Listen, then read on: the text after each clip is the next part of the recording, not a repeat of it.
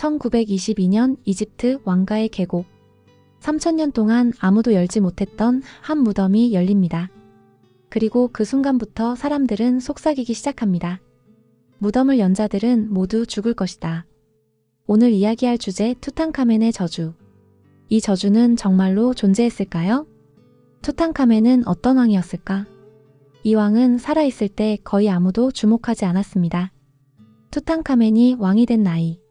고작 9살. 왕관을 쓰기엔 너무 이른 나이였습니다.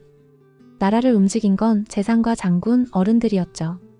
투탕카멘은 이집트의 왕이었지만 스스로 결정할 수 없는 왕이었습니다. 그는 재위기간이 짧았고 업적이 크지 않았으며 실패한 개혁기의 왕이었기 때문에 사후에 조용히 잊힙니다.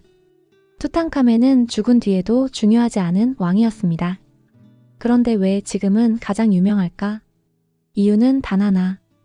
도굴되지 않은 왕의 무덤, 황금 마스크, 엄청난 부장품. 1922년 이 무덤이 열리는 순간 투탕카멘은 역사상 가장 유명한 왕이 됩니다.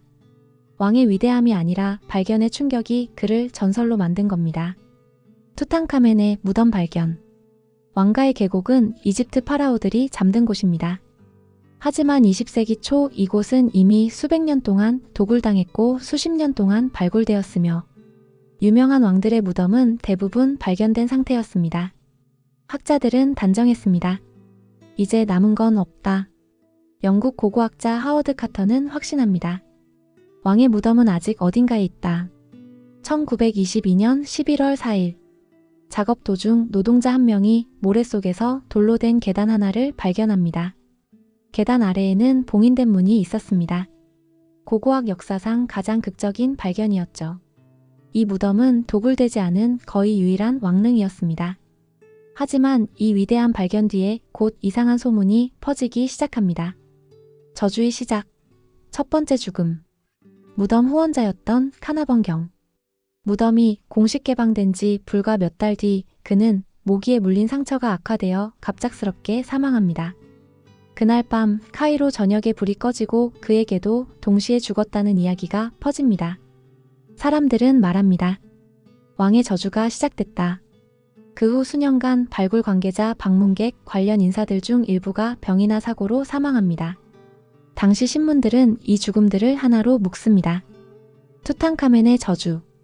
하지만 여기엔 중요한 사실이 하나가 빠져 있습니다. 무덤을 열었던 가장 가까운 사람. 하워드 카터는 17년을 더 살다 자연사합니다. 저주가 있었다면 왜 그는 살아남았을까요? 정말 저주가 있었을까? 그럼 숫자로 따져볼까요? 투탕카멘 무덤과 직접적으로 관련된 인물은 약 26명. 그중 무덤 발견 후 10년 이내 사망자는 6명에서 8명 정도입니다. 놀랍게도 이 비율은 당시 평균 사망률과 거의 다르지 않습니다. 학자들은 다른 가능성을 이야기합니다. 밀폐된 무덤 속 곰팡이와 세균, 당시 치료가 어려웠던 감염병, 평균 수명이 짧았던 20세기 초 환경. 또 하나, 사람들은 설명할 수 없는 죽음을 이야기로 만들고 싶어 합니다. 그래서 많은 사람들은 고대 이집트의 저주에 대해 이렇게 생각합니다. 무덤벽에 저주 문장이 적혀 있었겠지? 하지만 사실은 다릅니다. 흥미로운 점은 투탕카멘의 무덤 안에는 실제 저주 문구가 거의 없었다는 사실입니다. 그런데도 왜 사람들은 믿었을까? 이 이야기가 퍼진 이유는 간단합니다. 파라오는 단순한 왕이 아니었고 그의 무덤은 건드려선 안 될 금기였기 때문이죠. 그리고 인간은 우연한 죽음 앞에서 항상 이야기를 만들고 싶어 합니다. 저주는 사실이 아니라 불안이 만들어낸 서사였습니다. 투탕카멘의 저주 누가 만들었나? 무덤의 발굴 후 전 세계가 열광했습니다. 하지만 이 순간 발굴 현장 바깥에서는 보이지 않는 갈등이 시작되고 있었습니다. 무덤 발견 직후 후원자 카너번경은 한 신문사와 계약을 맺습니다. 영국 타임지의 단독 보도. 수십 개 언론사가 세기의 특종에서 완전히 배제된 겁니다. 사실을 보도할 수 없게 된 언론은 다른 길을 택합니다. 무덤 발굴과 관련된 사람들이 연이어 죽자 언론에서는 확인되지 않은 이야기들을 기사로 쏟아냅니다. 왕의 분노가 시작됐다. 이때부터 저주라는 단어가 반복됩니다. 공포 이야기를 만들기에 완벽한 재료였죠. 어쩌면 이 저주의 정체는 파라오의 분노가 아니라 사람들이 이야기를 필요로 했던 순간 그 자체였는지도 모릅니다. 진짜 저주는 무엇이었을까? 투탕카멘은 생전엔 거의 알려지지 않은 왕이었습니다.